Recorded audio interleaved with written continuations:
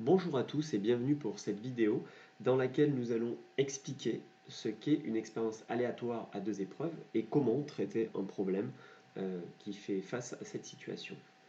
Donc la première chose c'est la définition. Qu'est-ce qu'on appelle une expérience aléatoire à deux épreuves? Bien c'est une expérience qui est constituée de deux expériences aléatoires consécutives. On va voir sur les exemples qu'on va traiter que soit ces expériences aléatoires elles peuvent être indépendantes l'une de l'autre, ou pas, d'accord? Donc dans le dernier exemple, on verra que les deux expériences ne sont pas indépendantes. Prenons un exemple. Euh, Quand on lance par exemple une pièce de monnaie deux fois de suite et qu'on s'intéresse à chaque fois aux deux résultats obtenus, eh bien on peut obtenir plusieurs cas possibles, soit obtenir pile au premier lancer, pile au deuxième lancer, puis ou pile au premier lancer face au deuxième lancer, face au premier lancer, pile au deuxième lancer, ou face et face. Donc voilà les quatre issues possibles, et donc à partir de là, on va pouvoir répondre à des questions de probabilité. Par exemple, quelle est la probabilité d'obtenir deux fois le côté face? Eh bien, on voit que un seul cas possible sur 4 au total, donc la probabilité d'obtenir deux côtés face sera donc de 1 sur 4. Je vais reprendre donc l'exemple tirage avec remise qu'il y a dans le cahier de leçon, c'est-à-dire un exemple où on s'intéresse à une urne qui contient deux boules vertes et une boule rouge. On va tirer donc une première boule dans l'urne, on va noter sa couleur, et puis cette boule, on la remet dans l'urne, de manière à ce que l'urne soit constituée exactement comme au départ, c'est-à-dire de deux boules vertes et une boule rouge, et on va retirer donc une boule une deuxième fois, et on va s'intéresser donc aux couleurs obtenues. Donc pour traiter cette expérience, on peut la représenter en faisant la liste des issues possibles équiprobables sous forme d'un arbre ou d'un tableau. On va commencer donc à traiter sous forme d'un arbre. Et donc on va se dire, voilà, que se passe-t-il si j'effectue mon premier tirage? Si j'effectue mon premier tirage, j'ai trois possibilités équiprobables. Pourquoi trois? Parce qu'en fait, on va considérer que les deux boules vertes, comme si elles étaient numérotées, comme si elles étaient différentes. On va être obligé de faire ça pour rester dans une situation d'équiprobabilité. Donc je peux soit tirer la boule rouge, soit tirer la boule verte numéro 1, ici, donc sur le cas du milieu, soit tirer la boule verte numéro 2. Donc ça c'est mon premier tirage.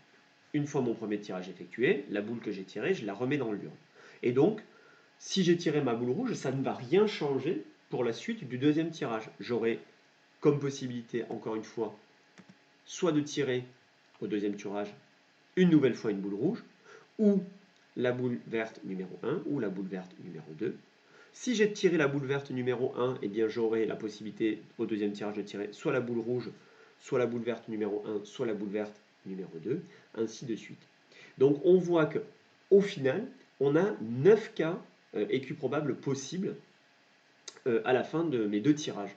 Soit on peut tenir, si on regarde le premier cas, soit on peut obtenir rouge et rouge, donc deux boules rouges, soit on peut obtenir rouge puis vert, vert numéro 1, soit on peut obtenir rouge puis vert numéro 2, etc., etc. Et donc on voit que si on liste toutes les issues possibles, on a 9 issues possibles. Donc on va pouvoir répondre par exemple euh, la probabilité d'obtenir deux boules rouges. Donc combien de cas réalisent le tirage de deux boules rouges successives? Eh bien un seul cas sur les 9, un seul cas favorable sur les 9. C'est pour ça qu'on va dire que la probabilité d'obtenir deux boules rouges, elle est de 1 sur 9.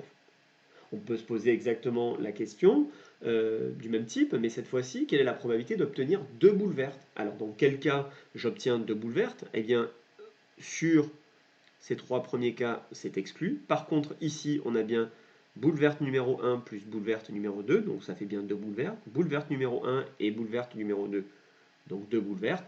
Et même chose ici, verte numéro 2, verte numéro 1, verte numéro 2, verte numéro 2. Donc on a 4 cas favorables sur 9, donc la probabilité d'obtenir deux boules vertes sera de 4 sur 9, 4 neuvièmes. On pourrait aussi se poser la question, quelle est la probabilité d'obtenir au moins une boule verte? Alors, en fait, j'ai combien de cas qui considèrent qu'on obtient au moins une boule verte? Bien, ce premier cas-là où on a rouge-rouge est exclu. Par contre, ce cas-là où on a rouge-vert, j'ai bien au moins une boule verte. Rouge-vert, au moins une boule verte. Vert-rouge, au moins une boule verte. Vert-vert, j'ai deux boules vertes, donc bien sûr au moins une boule verte. Ainsi de suite. Et donc on se rend compte qu'on a ces 8 cas sur 9 favorables. Donc du coup, la probabilité d'obtenir au minimum une boule verte, elle est de 8 neuvièmes, 8 sur 9. Donc voilà pour la représentation de cette expérience à deux épreuves sous la forme d'un arbre. On peut faire ça aussi sous la forme d'un tableau à double entrée, d'accord, sous le même principe, mais sauf qu'au lieu de présenter avec des arbres et des branches, on va présenter ça sous la forme d'un tableau en essayant, toujours pareil, de distinguer tous les cas possibles. Donc voici le tableau que vous avez dans le cahier de leçon. On a pris le parti ici de mettre donc les possibilités au premier tirage. On peut obtenir donc soit tirer la boule rouge, soit la boule verte numéro 1, soit la boule verte numéro 2. Au deuxième tirage, donc boule rouge numéro 1, enfin la boule rouge pardon toute seule, verte numéro 1, verte numéro 2. Et maintenant, on va voir, on va croiser en fait les différents résultats. Donc si je tire ma boule rouge au premier tirage, bien, je peux tirer aussi ma boule rouge au deuxième tirage. Si je tire ma boule rouge au premier tirage, je peux tirer la boule verte au deuxième tirage. Si je tire ma boule rouge au premier tirage, je peux tirer ma boule verte au deuxième tirage, et à ce moment-là, j'obtiens rouge, vert 2. Ainsi de suite, on liste les cas. Et de la même façon que tout à l'heure, on va pouvoir répondre aux questions. Donc on va pouvoir lire que la probabilité d'obtenir deux boules rouges, eh bien, sur tous mes cas possibles ici, j'ai combien de cas où j'ai rouge-rouge? J'ai qu'un seul cas possible sur au total 9 cas possibles, pardon, donc un seul cas favorable. Donc la probabilité sera toujours de 1 neuvième. La probabilité d'obtenir deux boules vertes, de la même façon, donc je regarde combien j'ai de cas favorables pour deux boules vertes, et bien j'ai ici un cas, 2 cas, 3 cas, 4 cas, donc 4 cas favorables sur 9, donc la probabilité est donc de 4 neuvièmes. Et de la même façon, d'obtenir au moins une boule verte, et bien j'ai ici au moins une boule verte, au moins une boule verte, au moins une, j'en ai deux donc c'est bon, j'en ai deux c'est bon, j'en ai deux c'est bon, j'en ai deux c'est bon, donc 8 cas favorables sur 9. Voilà donc du coup pour mon exemple de tirage avec remise. Dans cet exemple qu'on vient de traiter, que ce soit sous la forme d'un tableau ou sous la forme d'un arbre, les deux expériences aléatoires sont indépendantes, c'est-à-dire que le deuxième tirage ne dépend pas du premier tirage. Peu importe ce qu'on a tiré au premier tirage, au deuxième tirage, on aura exactement les mêmes possibilités. On va voir donc un exemple où, cette fois-ci, les deux expériences sont pour le coup dépendantes. C'est-à-dire qu'en fonction du premier tirage, eh bien, les résultats qu'on va obtenir au deuxième tirage vont être différents. Eh bien, ça s'appelle un tirage, par exemple, sans remise. C'est-à-dire que cette fois-ci, une fois que la première boule va être tirée, on ne va pas la remettre dans l'urne. C'est-à-dire que quand je vais tirer ma deuxième boule dans l'urne, il ne restera plus que deux boules. D'accord? Donc, on peut faire ça sous la forme d'un arbre ou je vais refaire sous la forme d'un tableau. Je vais reprendre exactement le même tableau qu'on vient de voir. D'accord? Sauf que cette fois-ci, on va éliminer certaines possibilités. On ne pourra pas tirer deux fois la même boule rouge, puisque si je la tire au premier tirage, étant donné que je ne la remets pas dans l'urne, je ne pourrai pas la retirer au deuxième tirage.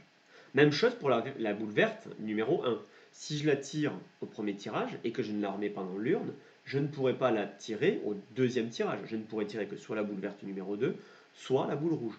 Donc ainsi de suite, donc on a ces trois cas possibles qui étaient possibles tout à l'heure au tirage avec remise, qui ne sont plus du tout possibles. Donc du coup, au total, on n'a plus 9 cas, mais on a uniquement 6 cas. Et on va pouvoir reprendre exactement les mêmes questions. Quelle est la probabilité, par exemple, d'obtenir deux boules rouges? Cette fois-ci, obtenir deux boules rouges, c'est un événement qui est impossible. Donc la probabilité est égale à 0. Aucun cas ne répond à cette situation-là. Quelle est la probabilité d'obtenir deux boules vertes? Eh bien, on se rend compte qu'on a simplement ici deux cas favorables pour obtenir une boule verte, deux boules vertes, pardon. Donc ces deux cas ici, V2, V1 ou V1, V2, d'accord? Et donc la probabilité, elle est de 2 sixièmes, c'est-à-dire 1 tiers si on simplifie, 2 cas favorables sur 6. Quelle est la probabilité d'obtenir au moins, au minimum, une boule verte? Eh bien, on se rend compte que sur n'importe quel cas, on a bien au minimum une boule verte. Donc en fait, cet événement, c'est un événement certain, et donc la probabilité sera égale à 1. Voilà, je vous invite, si vous avez à la fin de cette vidéo quelques petites incompréhensions, à revenir, à faire des pauses et à revenir parfois en arrière sur la vidéo. J'en profite pour vous dire que je suis très satisfait de votre suivi du travail. Les envois sont réguliers et je vous encourage à continuer comme ceci. N'hésitez pas à me solliciter si vous avez des questions. On peut organiser, pour éventuellement les élèves qui n'ont pas compris, une petite séance visio d'une demi-heure sur ce que je viens de vous expliquer là en vidéo. Et donc du coup le travail qui sera à faire pour donc jeudi avant midi, qui doit m'être envoyé avant jeudi 30 avril midi, donc se trouvera sur le blog. Donc il faudra en fait terminer les exercices 7 et 8 de la feuille d'exercice précédente. Et je laisserai un exercice facultatif pour ceux qui le souhaitent, donc c'est absolument pas obligatoire, mais ceux qui veulent aller un petit peu plus loin pourront essayer de traiter un exercice du manuel que je vous mettrai sur le blog. Voilà, je vous souhaite à tous euh, bon courage pour votre travail et puis j'espère que vous êtes en bonne santé. Je vous dis à très vite.